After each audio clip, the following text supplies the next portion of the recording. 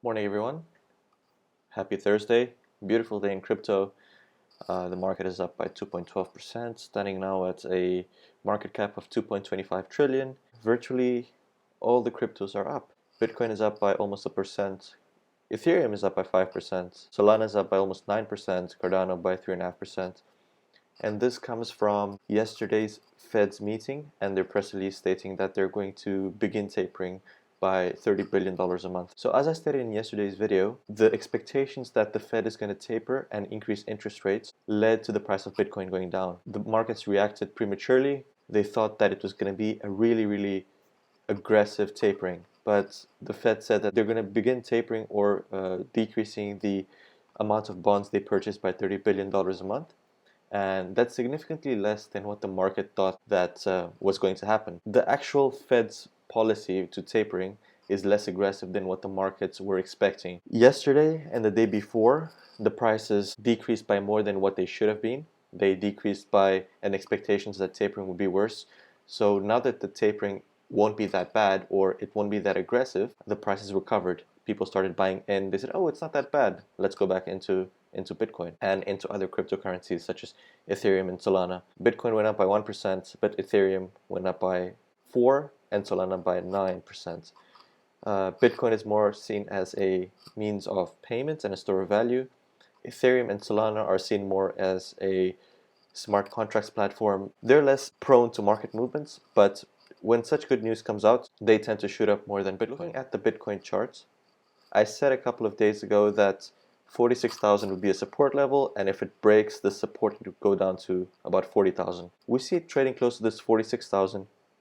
We see this red candle here. It almost touched 46,000 and then it got bought up immediately an hour after. And now it's trading laterally between a band of 46,000 and 50,000. And if things continue the way they are into Christmas, into New Year, I don't see it breaking this much, or it's going to have one final rally before it comes down again and continue trading in this band. The Federal Reserve speeds up its stimulus withdrawal and Bitcoin jumps instead of going down. It's counterintuitive, right? If there's less money printing, the Bitcoin is supposed to go up. So what happened? In a statement, the Fed said that it would reduce its bond purchases by $30 billion every month to wind them down early next year, doubling from the current pace of withdrawal of $15 billion every month. What this means is that the Feds are going to start printing $30 billion less money and injecting it into the market through bond purchases. Less free money is there in the market to purchase assets such as cryptocurrencies. Cryptos should have gone down because of this news, but it actually went up because the rate of tapering only went up by 15 billion. It only doubled. But the people in the market thought that tapering would increase a lot more and there would be an interest rate hike right now. But nothing like that happened, and the market overreacted in a negative way, and then it just corrected itself. The Federal Reserve want to accelerate the withdrawal of the monetary stimulus, which is the printing of money, because inflation is now at a 39-year high. The stimulus or the printing of money was necessary because of the COVID-19 pandemic, which caused a slowdown in economic growth. If the stimulus wasn't there, we would see the economy actually shrinking. So this was very important, but the repercussion is that inflation, they say it's at 6.8%, but really it's closer to 15 to 20%. Despite the fact that there wasn't any interest rate hikes right now, the tapering gives them more room in their next meeting to start increasing interest rates. And analysts from JP Morgan and Merrill Lynch expect interest rates to increase twice in 2022 and 3 times in 2023. Right now, the interest rates are going to be between 0 and 0.25. By the end of 2022, it might reach to 1%. We'll see how the Fed decides, and we'll see if anything else occurs in the whole pandemic sphere. If things get better, the more tapering can be done and the more interest rates can be hiked in order to control inflation. In economics, simply the higher the interest rates, the lower the inflation, because if you raise interest rates, people are less willing to borrow money because you have to repay more. If less money is in the market, it means that there's less money for the same amount of goods, which means inflation won't be as bad as it used to be, or it will actually simmer down from what it used to be. That's simply what the Fed wants to achieve. In other positive developments, payment services giants such as Visa, MasterCard, and PayPal, they don't see crypto as a threat. They see it as an opportunity, and right now they're tapping into that market very aggressively. They're very smart companies, and companies like PayPal, for example, are disturbers. You know, they're one of the first companies that allowed digital payments. They want to be first in the scene before they lose the boat. The three companies basically said that they want to continue investing across the global crypto ecosystem, not just in crypto itself, but in other solutions such as DeFi, layer 2 solutions, even maybe some gaming platforms they're going to invest in the coming years. There is some growing acceptance of crypto among older payment services companies, and why? Because they're just trying to adapt to a new environment. They know, they're smart enough to know that the whole world is changing. The whole world is becoming more digital. So instead of shunning that part of the world, they just accept it, they embrace it. They want to be part of it. They want to be part of this revolution. I want to just bring attention to this tweet as well. Transactions per second, Visa has 1,700, MasterCard has 5,000. The Bitcoin on the Lightning Network, which is a layer 2 solution, 25 million transactions per second. Visa and MasterCard will want to invest in layer 2 solutions. Visa and MasterCard will want to invest in layer 2 solutions so that they can take advantage of this massive scalability. And this is going to happen, it's only a matter of time. They're also expecting a strong volume growth over the next 1 to 2 years from partnerships with crypto wallets. If they partner with crypto wallets and these crypto wallets do their transactions through Visa and MasterCard, it's just going to mean that they're going to get more fees, they're going to get more money from that, and that's another market that they can tap into instead of the traditional debit and credit card markets. MasterCard wants to become an on-ramp to the NFT marketplace.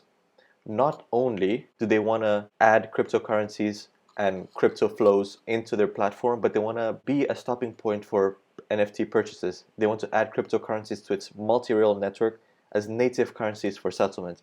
And if this happens, they can link to NFT marketplaces, and transactions in NFT marketplaces can be done through MasterCard. PayPal is now investing in education-related initiatives, and they want to reach broader audiences. They're working on opening its platform to allow interaction with DeFi networks, or decentralized finance networks, and the ability for users to transfer crypto in and out of its digital wallet safely. This is very good, especially since a lot of wallets are susceptible to hacking. If they partner with PayPal, a massive, massive company with cyber expertise that I can't even comprehend, it will make crypto wallets safer. Your coins will be stored safely, and it will be, even though PayPal is centralized, they can have partnerships with decentralized wallets and offer those cybersecurity solutions to them. The Federal Reserve Bank's chairman, Jerome Powell, says that he doesn't see cryptocurrencies as a financial stability concern. He states that stablecoins can be a useful, efficient consumer serving part of the financial systems if they're properly regulated by banks. If they are backed by banks and if they're secured by banks, then it can be very important in the whole financial ecosystem. What I find funny about what he said yesterday in the press conference after the Fed's meeting is that he says that I do think crypto assets are risky as they're not backed by anything. But sir, is money backed by anything? What does fiat mean? It's not backed by anything.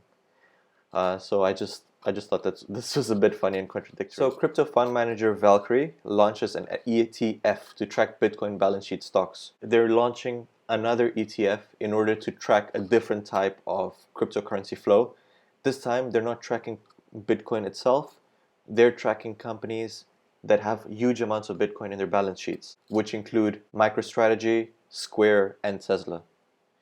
The ETF is the latest example of mainstream financial instruments with a crypto tilt, and comes at a time when about $70 billion worth of Bitcoin is sitting on corporate balance sheets. It's a very good way to get indirect crypto exposure because they're not holding any cryptocurrencies, they're just holding stocks of companies that have a lot of cryptocurrencies in their balance sheets. Futures and options don't appeal to traditional investors as much as an ETF does, because an ETF is seen as safer, while futures and options are seen as much more risky because you can lose all your money. So Voyager Digital, a crypto trading platform, will be crypto brokerage partner for the National Women's Soccer League in the USA. So they have a deal to provide players crypto education and financial support. Also, one player from each of the teams will act as an ambassador, attending educational events and creating crypto-related content. This is very, very important, coming from a time where a lot of crypto companies such as Crypto.com are having partnerships with major sports companies. Crypto.com has a $700 million deal so that the Staples Center is now renamed Crypto.com Arena. So many crypto companies and platforms have formed partnership with sports organizations across the globe as the space expands and Team Limit becomes more profitable as a sponsor. Voyager is already the crypto brokerage and international partner for the Dallas Mavericks basketball team. In October, they made a deal with them, and now they're making a deal with the National Women's Soccer League. Interesting to see where this is going to go going forward. Are we going to see most sports teams and most sports associations being partnered with crypto companies? Only time will tell. But I think so. I think so. So a former Marine and South Carolina politician, John Warren, raises $200 million to start a Bitcoin mining company. He started gem mining after raising $200 million in institutional capital. He claims that the operations are 92% carbon neutral. So 92% of all Bitcoin mined uses energy that is carbon neutral, which means it's renewable energy. They now have 8,000 miners in operations, producing 5 Bitcoin per day. They want to include 15,000 additional miners in the next 4 months, which will basically double their output from 5 Bitcoin to maybe 9.5 to 10 Bitcoin a day. They also own 32,000 mining machines that are either operational or will be delivered in the near term that won't require additional capital for full deployments. They have an EBITDA of 6.2 million in November. Very, very profitable. Very, very, very profitable.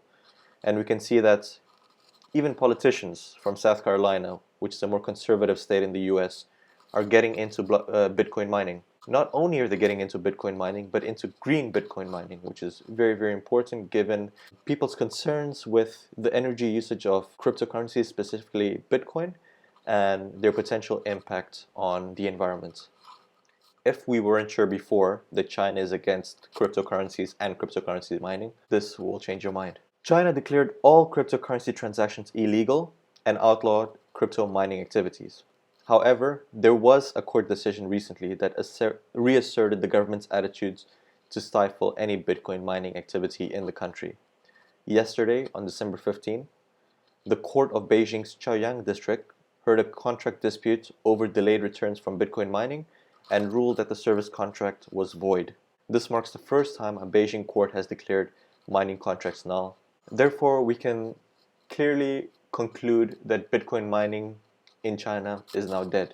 And with this, a lot of these Bitcoin companies are establishing elsewhere. As we saw a few days ago, the Bitcoin hash rate dropped by half when China outlawed crypto mining, but now it's back to where it was. It's even higher now than what it was a couple of weeks before China declared all mining activities illegal. So, I mean, crypto mining is very profitable.